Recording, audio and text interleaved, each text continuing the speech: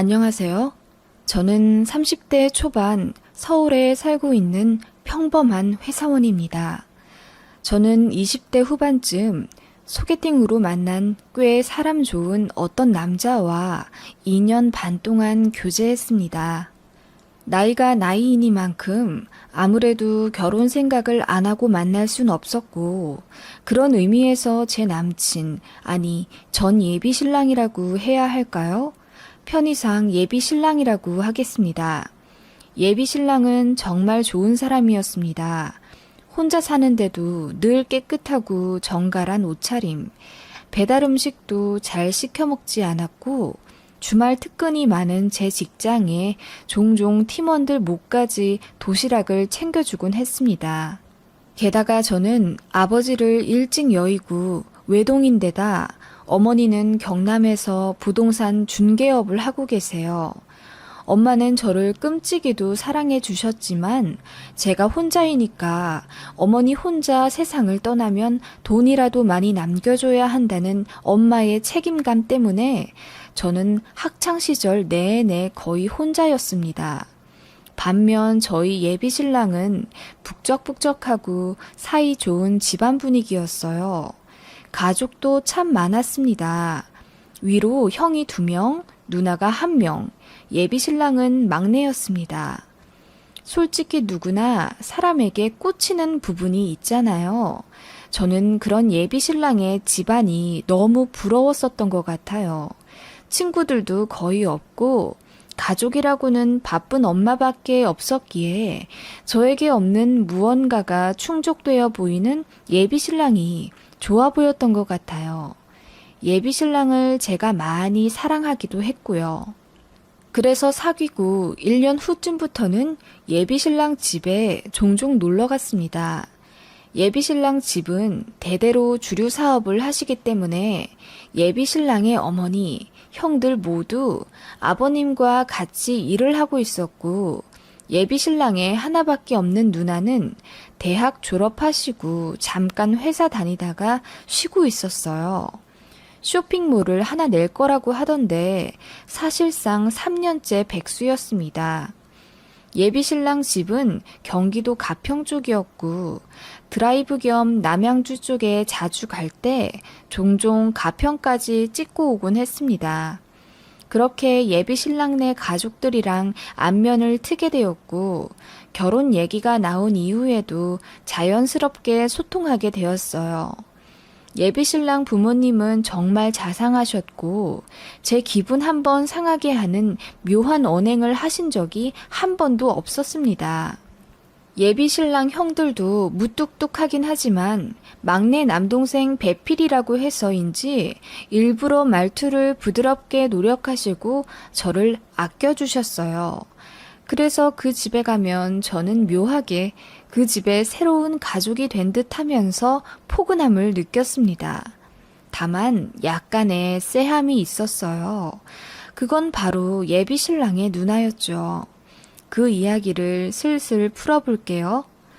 저희가 교제 1년 반쯤 이후 예비 신랑으로부터 정식 프로포즈를 받았어요. 양가에도 알렸죠. 결혼하겠다고 말씀드렸습니다. 그래서 양가 인사도 정식으로 드렸고 예식장이나 스드메, 신혼여행 같은 것도 천천히 정하며 예비 신랑과 미래를 그리게 되었습니다. 상견례 전이긴 했지만 양가 인사를 모두 드렸고 결혼 날도 어느 계절에 하겠다 정도로 픽스되었기 때문에 저희는 사실상 예비 신랑, 예비 신부가 되었죠. 지금으로부터 반년 전쯤 예비 신랑의 누나, 그러니까 예비 시누이가 저에게 전화를 하더라고요. 여보세요? 응, 나야. 찬호 누나. 아, 네, 언니. 아, 형님이라고 불러야 하나요, 이제? 무슨 소리야. 그냥 결혼 전이니까 언니라고 불러. 결혼 후에도 뭐 편할 대로 불러도 되고. 에이, 그래도 지킬 건 지켜야죠. 아무튼 언니, 무슨 일로 전화 주셨어요? 사실 말이야. 예비 신우는 조금 뜸을 들이더니 이내 말하더라고요. 쇼핑몰을 곧 오픈할 건데 옷 사입을 하려면 새벽에 동대문을 왔다 갔다 해야 하는데 매번 밤새 운전하기가 힘들다는 겁니다. 사입을 일주일에 한 번만 하면 되는데 그때마다 저희 집에서 하룻밤씩 자면 안 되겠냐고 제 허락을 구하더군요. 저희 집엔 친구들도 자주 와서 자고 저도 그런 면에서는 딱히 거리낌이 없었으며 다른 사람도 아니고 곧 가족이 될 예비 시누이라 흔쾌히 그러라고 했습니다. 제 성격상 비싼 액세서리를 하고 다니는 것도 아니고 집에 귀중품도 없기에 크게 신경도 안 쓰이더라고요. 그리고 무엇보다 집이 18평 오피스텔이라 방이 2개 있어요. 하나는 거의 손님용으로 침대를 넣어놨기 때문에 거기 쓰면 되는 거고 예비 신우랑 평소에도 편하게 연락 주고받고 만나서도 웃으면서 대화하는 편안한 사이였기 때문에 고민의 여지가 없었네요. 예비 신우는 너무나도 좋아하며 한 달에 10만 원씩 주겠다고 하더라고요. 됐다고 했는데 안 그러면 자기 마음이 불편하다면서 꼭 받아달라고 하길래 알겠다고 했습니다. 아무튼 그렇게 신우는 일주일에 한 번씩 저희 집에서 자게 되었어요. 제가 퇴근할 때쯤에 집에 오셔서 잠깐 같이 저녁 먹고 제가 잠들면 예비 신우는 새벽에 동대문으로 갔다가 사입한 것들 가지고 다시 저희 집에 와서 잠깐 쪽잠 자고 제가 출근할 때쯤 본가로 출발하셨어요. 솔직히 동선도 거의 부딪히지 않았고 예비 신우도 최대한 저 안 불편하게 배려하셨죠. 예비 신우 오는 날은 예비 신랑이랑 셋이서 저녁 먹기도 하고 하하호호 웃으며 시간을 보냈습니다. 예비 신랑은 원래 자상한 성격이라 저만큼 예비 신부도 잘 챙겼습니다. 예비 신우도 남동생인 제 예비 신랑을 참 많이 아꼈어요. 남동생을 바라보는 눈에서 누나가 아닌 엄마처럼 보일 정도로 아주 꿀이 떨어지곤 했습니다. 그러면 시짜짓을 할 거라고 생각하잖아요? 제 예비 신우는 전혀 그런 것 없었고 아주 젠틀했습니다. 아주 가끔 싸한 게 느껴졌지만요. 예를 들면 예비 신랑이 밥 먹으며 제 입을 닦아주곤 애기같이 묻히고 먹는다고 귀엽다고 할 때 순간 예비 신우랑 눈이 마주쳤는데 살짝 섬뜩함을 느꼈어요. 너무 정색하고 뚫어져라 보시더라고요. 그냥 맥주 한잔 하셔서 눈이 풀리셨나 생각했는데 나중에 알고 보니 다 의미 있는 눈빛이었더라고요. 그리고 예비 신랑 본가에 놀러 갔을 때 밥 먹고 산책할 겸 예비 신랑 손잡고 걸어가는데 뒤에서 갑자기 제 예비 신랑을 껴안다시피 하며 밀더군요. 예비 신랑은 웃으면서 뭐냐고 반격했고 서로 장난치느라 저는 잠깐 소외된 적이 있습니다. 그런 식으로 은근히 저와 예비 신랑 사이를 파고들 때가 종종 있었는데 그렇게 하고 나서는 꼭 저를 더 챙겨준다거나 제 팔짱을 낀다거나 했기 때문에 그냥 사이좋은 누나 동생 사이려니 장난기 많은 예비 신우인가 했었거든요. 아무튼 예비 신우가 저희 집에서 일주일에 한 번씩 왔다 간 이후로 이상한 일이 생겼습니다. 잠을 자는데 제 컴퓨터에서 이상한 소리가 들렸습니다. 제가 잠귀는 좀 밝은 편이라 그 알람을 들었는데 그 소리는 SNS 이중 로그인 알림 소리였죠. 저는 제 노트북이랑 스마트폰을 연동을 해놓고 모든 SNS를 자동 로그인 해놓습니다. 그런데 이상한 소리 때문에 일어나 확인해보니 제가 등록한 기기 말고 다른 기기에서 로그인했다는 알람이 뜨더라고요. 놀라서 바로 그 기기를 차단했어요. 해킹된 건가? 아니면 단순 오류인가? 생각하고 간단하게 SN 해킹 여부를 확인했더니 아무것도 없더라고요. IP도 뜨길래 확인했더니 그냥 대한민국 경기도까지만 확인이 되길래 그냥 별거 아니겠지 하고 넘겼습니다. 그런데 그 이후로 그 이중 로그인 알림이 2번 또 켜졌어요. 이상하다 싶어서 바로 비번을 바꾸어 버렸습니다. 그 이후로는 그런 알림은 뜨지 않았지만 로그인 시도 기록은 종종 있더라고요. 게다가 새벽에 종종 발신자 제한으로 전화가 왔습니다. 거의 2달을요. 전화 받으면 별거 없습니다. 그냥 조용히 숨소리만 들렸어요. 제가 소리도 쳐보고 욕도 했는데 아무 반응 없더라고요. 그런 일이 생기니까 저도 슬슬 겁나잖아요. 살면서 이런 적이 없었거든요. 예비 신랑에게 말하니 스토커 붙은 거 아니냐면서 엄청 걱정해줬고 차라리 결혼을 앞당기는 게 낫지 않겠냐고 하더군요. 저는 그런 이유로 굳이 결혼을 앞당기고 싶진 않았지만 예비 신랑에서는 뛸 듯이 난리가 났더라고요. 예비 시아버지까지 나서서 결혼을 반년이라도 더 앞당기자고 하시더라고요. 그래서 생각해 본다고 했습니다. 예비 신우는 그런 일로 굳이 결혼을 빨리 할 필요가 있냐면서 정색까지 하면서 반대했고 분위기가 순간 싸해졌습니다.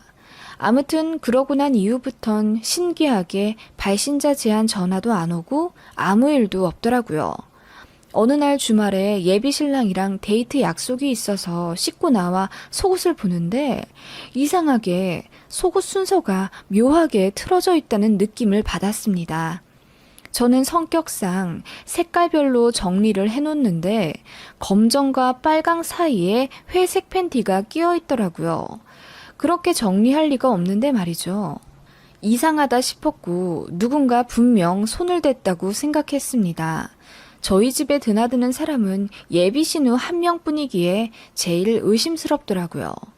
대놓고 그쪽이 뒤졌다고 하기엔 증거가 없으니 그냥 조심스럽게 카톡으로 얘기했습니다. 일주일에 한 번씩 집에 오는데 속옷 여분을 두고 다니냐고. 없으면 내 거 쓰셔도 된다. 다만 말은 먼저 하셔라. 이모티콘까지 섞어가며 좋게 말했는데 예비 신우가 답장으로 자기는 절대 남의 옷장 안 만진다. 남의 속옷도 안 입으니 후이는 고맙게 생각한다. 신경 쓰지 말라고 답장이 왔습니다. 그 카톡을 받으니 더욱 의문이 가득해지더군요. 그렇다면 제 옷장은 누가 만진 걸까 싶었고 그동안 발신 제한 번호며 이중 로그인 알림이며 이상했던 것들이 엮여지며 걱정이 들더군요.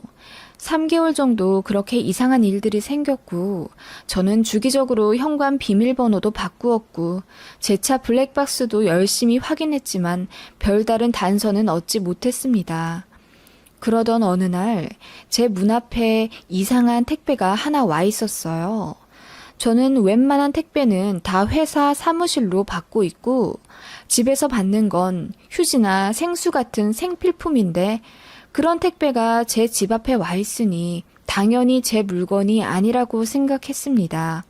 그런데 자세히 보니 택배 운송장도 아니었고 그냥 A4 용지에 출력한 거였더라고요.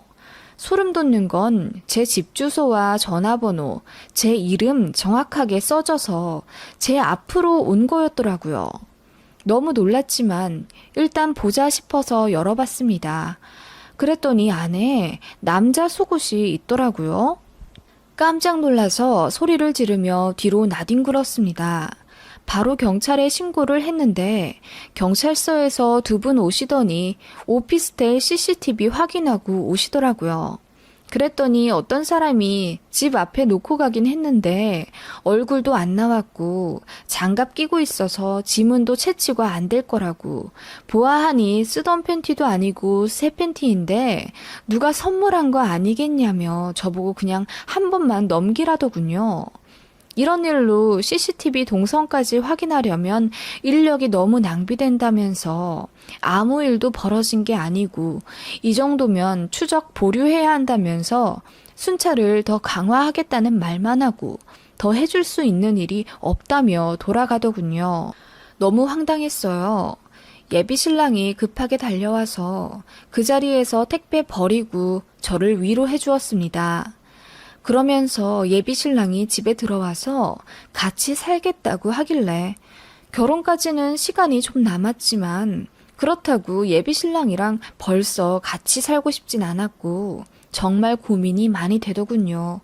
일단 생각해 본다고 했고 그 다음날 예비 신우가 집에 왔어요. 제 얘기를 듣고 처음에 걱정하더니 혹시 다른 남자가 정리 안 된 건 아니냐고 조심스레 묻더군요. 어머 언니 무슨 말씀이세요? 저 찬호 만나기 전에 1년 동안 솔로였고 찬호 만나면서도 일편단심이었어요. 저 그런 사람 아니에요. 제가 정색하며 대답하자 예비 신우가 웃으면서 그냥 한 말이라고 하는데 저는 기분이 상할 대로 상했습니다. 가뜩이나 이상한 일에 심적으로 힘든데 예비 신우까지 저를 양다리 취급하니까요. 제가 입이 대빨 나온 상태로 서운하다고 했고 예비 신랑이 당분간 저희 집에서 살 수도 있다고 하니 예비 신우가 길길이 날뛰며 반대하더라고요. 결혼 전부터 동거를 하면 어떻게 하냐면서 동거를 그렇게 쉽게 생각하냐고 전에 못 보던 표정으로 정색하며 저를 나무라더군요. 저는 동거는 해본 적도 없고 지금 예비 신랑이랑은 결혼도 앞두고 있고 지금 상황이 거의 반년째 이상한 일이 일어나고 있는데 저희조차고 동거하는 게 아니지 않냐고 하니 우물쭈물하면서 그래도 결혼 전 동거는 절대 안 된다고 못 박더군요. 그때부터였습니다. 예비 신우랑 저랑 사이가 틀어진 게요. 그날 이후부터 예비 신우도 일주일에 한 번씩 밤을 새더라도 저희 집엔 안 오더라고요. 솔직히 마음이 안 불편한 건 아니었지만 저도 기분이 상했기에 달래드릴 생각은 없었습니다. 예비 신랑은 중간에서 사이 회복한다고 동분서주했고요. 저는 마침 그때 30평 아파트에서 혼자 사는 친구가 제 사정 듣고는 같이 살자고 콜해서 간단하게 짐 챙기고 그 친구 집에서 머물게 되었어요. 예비 신랑과의 결혼 얘기는 점점 무르익었고 예비 시댁에서 저희 신혼집 해주신다고 갖고 계신 부동산 하나 처분하실 거라고 하시기에 감사 인사 겸 한우 세트 사가지고 저녁을 먹으러 갔습니다. 분위기 좋았는데 예비 신우만 뚱한 표정으로 구석에 계시더군요. 제가 먼저 말을 걸었습니다. 그날 서로 오해가 있고 저도 예민한 상태라 말 받아쳐서 기분이 나쁘신 것 같은데 이제 풀었으면 좋겠다고 이야기하니까 예비 신우가 헛웃음을 치며 큰 소리로 말하더군요.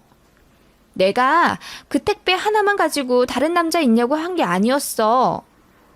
그 말을 듣고 분위기가 순식간에 싸해졌고 저는 놀라서 그게 무슨 말씀이냐고 여쭈었어요. 아니, 밤마다 다른 남자랑 통화하던데 찬호 넌 알고 있었니? 네? 제가 밤마다 통화를요? 나 동대문 나가기 전에 채비하다 보면 방문 닫아도 통화 소리 다 들려. 내가 모를 줄 알았지? 이게 무슨 어이없는 소리인가요? 너무 황당해서 말도 제대로 안 나오더군요. 예비 신랑한테 절대 아니라고 손살에 치며 스마트폰까지 식탁 앞으로 내밀었습니다. 저 너무 억울하다고 지금 무슨 소리 하시는 거냐고 따졌습니다. 예비 신우는 그렇게 책임지지도 못할 엄청난 말을 해버리곤 자리를 떠버리더군요. 저는 너무 억울해서 눈물까지 나왔습니다. 스마트폰 확인해보라고 저 다른 남자 있지도 않고 밤에 남자랑 통화한 적도 없다고 하니까 예비 신랑이 알겠다면서 저를 달랬어요. 그렇게 순식간에 이상해져 버린 분위기가 되었고 저는 뛰쳐나와 예비 신우를 찾았습니다.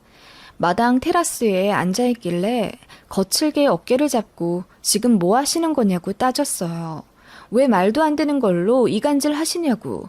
저 남자랑 통화한 거 듣지도 못했으면서 왜 모함하냐고 울분에 섞여 화를 내니 예비 신우는 아무렇지 않은 표정으로 이렇게 말했습니다.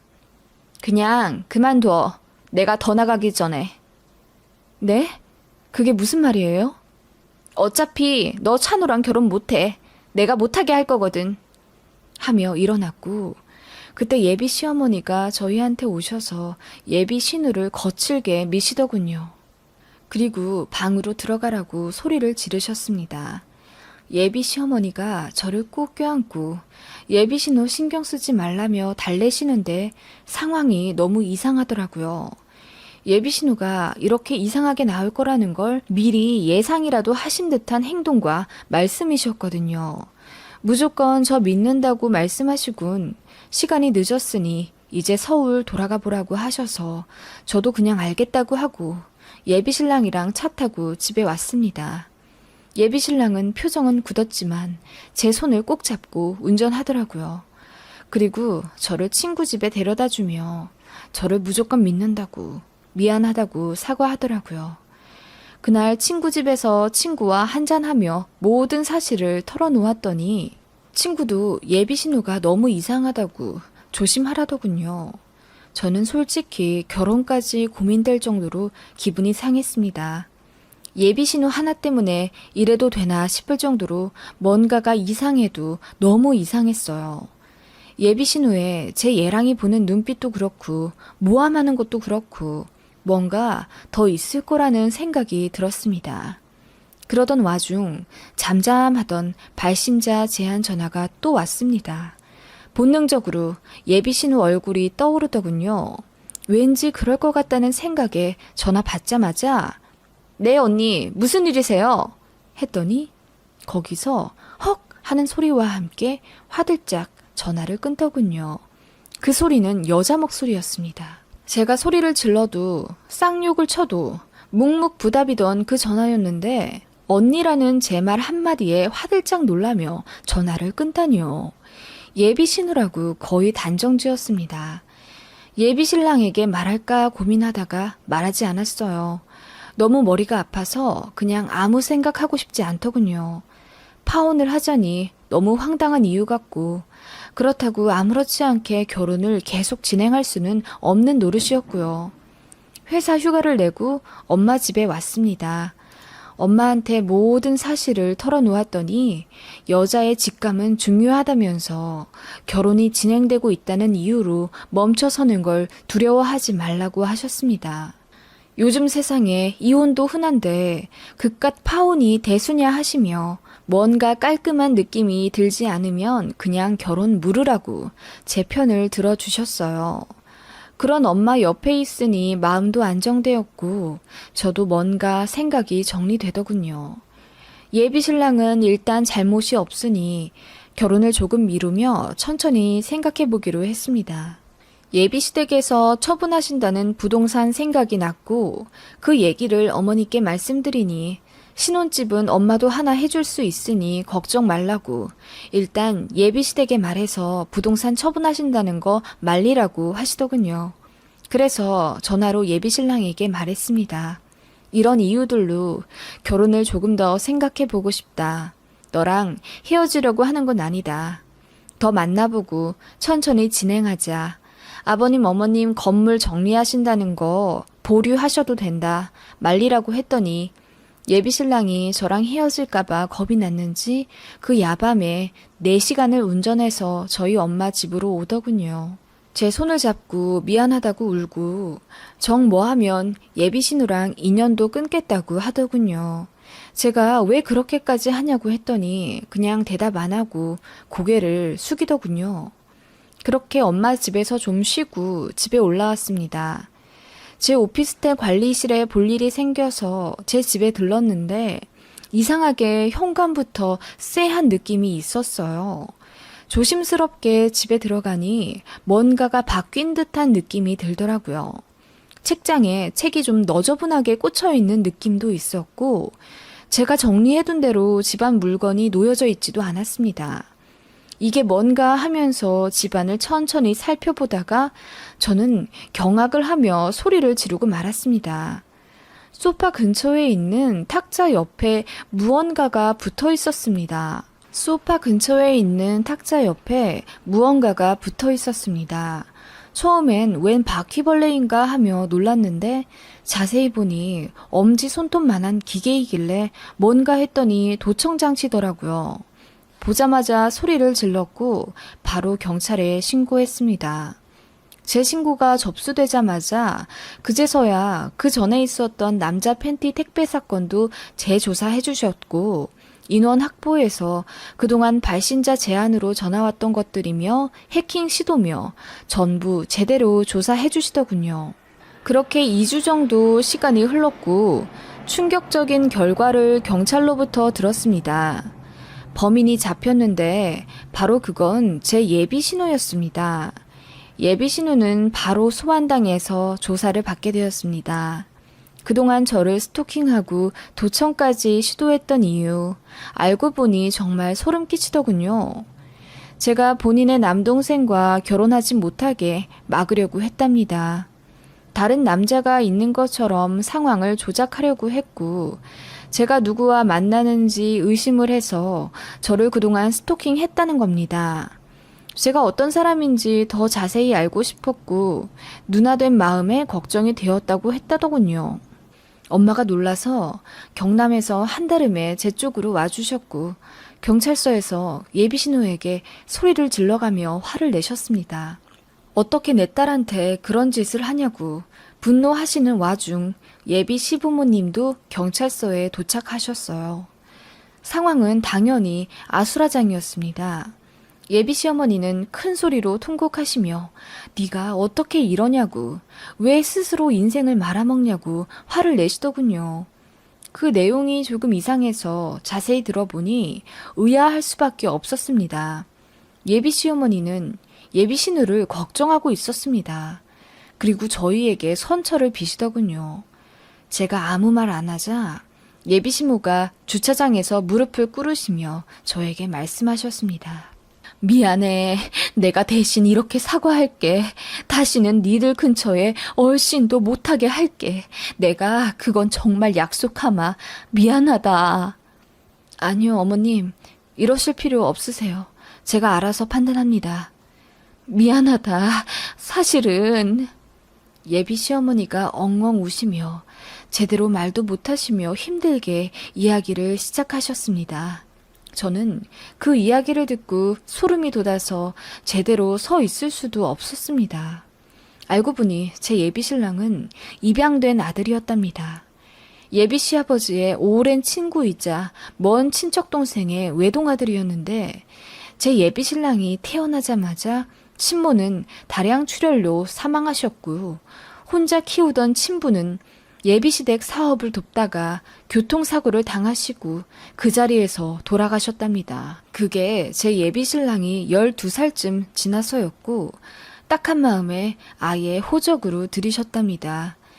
예비시부모님도 워낙 성품이 어지셔서 차별 않고 친아들처럼 대해주셨던 거죠. 그런데 예비 신우가 커갈수록 그렇게 입양된 막내 아들을 다른 눈빛으로 보더랍니다. 그 행동이 심상치 않아 예비 신우를 다그쳤더니 울면서 고백했다더군요. 좋아하게 되었다고, 남동생으로 볼 수가 없다고. 그 사실 알고 예비 신랑도 충격을 받았다고 합니다. 예비 신랑은 이럴 거면 그냥 고아원에 가겠다고 했고 예비 신우가 엉엉 울면서 자신이 어떻게든 마음 정리하겠다고 다시는 그런 마음 안 가지겠다고 해서 겨우 정리된 집안 분위기였답니다. 그 이후로 정말 그냥 평범한 남매 사이처럼 지내서 다들 괜찮은 줄 알았는데 알고 보니 예비 신우는 마음이 뜻대로 되지 않았던 거죠. 제 예비 신랑이 고등학교 교복을 입고 또 졸업을 하고 사회생활을 하는 아주 오랜 시간 동안 남동생인 제 예비 신랑을 마음속으로 짝사랑해 왔다고 합니다. 아무것도 모르는 예비 신랑은 그냥 자기 누나한테 잠깐 불었던 바람이려니 하고 지나왔던 겁니다. 예비 시어머니는 모든 걸 알고 계셨고요.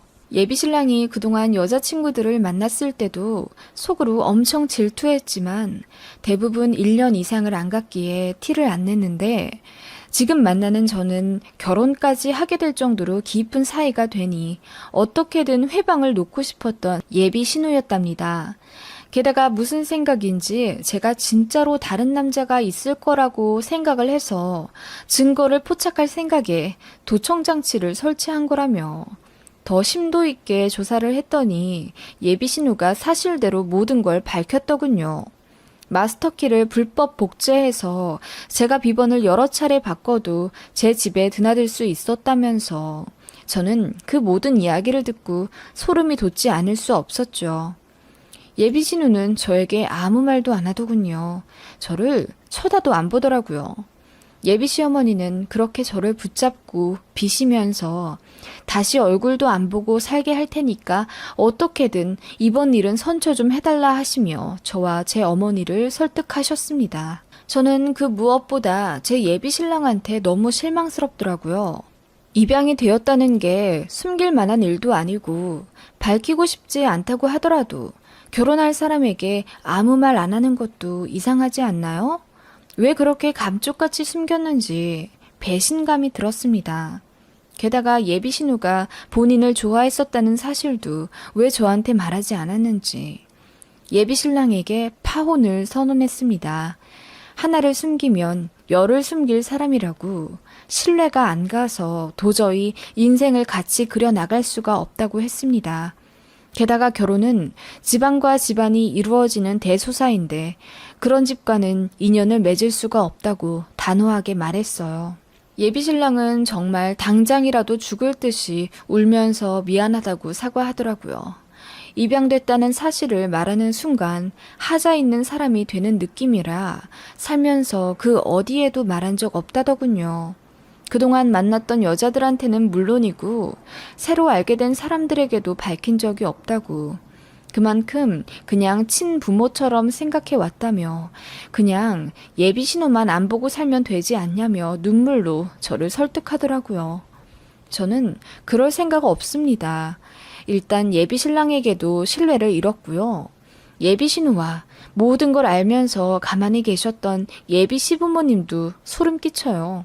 남동생을 좋아하는 누나라니, 그리고 결혼하지 못하게 예비 신부를 스토킹하고 모함하고 도청까지 시도할 정도면 제정신 아닌 거 맞잖아요. 어차피 안 볼 사람들이라 선처할 생각 없고요. 이렇게 파혼해도 눈물 한 방울 나지 않네요. 여러분은 어떻게 생각하시나요? 저는 예비 시누이가 범인으로 잡힌 이후부터 매일매일 소름 끼치고 밤에 잠도 못 자요.